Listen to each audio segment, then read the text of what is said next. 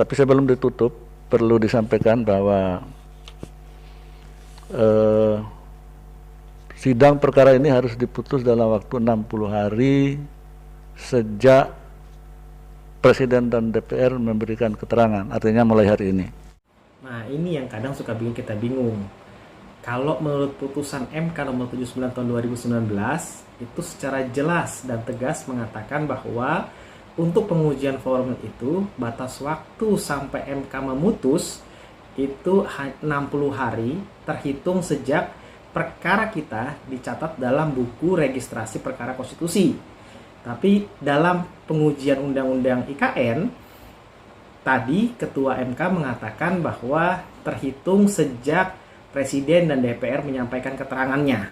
Nah, kalau kita lihat perkara kami dicatat dalam BRPK itu, berita buku registrasi perkara konstitusi, itu pada tanggal 23 Februari.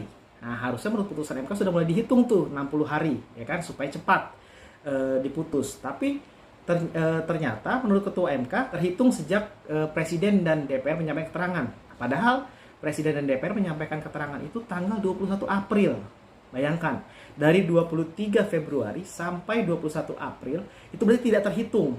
Padahal menurut putusan MK seharusnya dihitung sejak dicatatkan dalam buku registrasi perkara konstitusi, yaitu tanggal 23 Februari 2022. Tapi ternyata menurut Ketua MK dia merubah putusannya sendiri, mengatakan bahwa terhitung sejak Presiden dan DPR menyampaikan keterangannya, yaitu pada tanggal 21 April.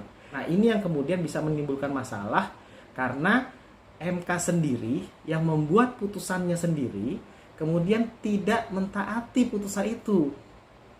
Bayangkan bagaimana kemudian kalau dicontoh oleh pembentuk undang-undang atau pelaksana undang-undang, akhirnya mereka semakin berani untuk tidak mematuhi putusan MK karena dicontohkan sendiri oleh Mahkamah Konstitusi sendiri. Nah, itu silakan teman-teman diskusikan.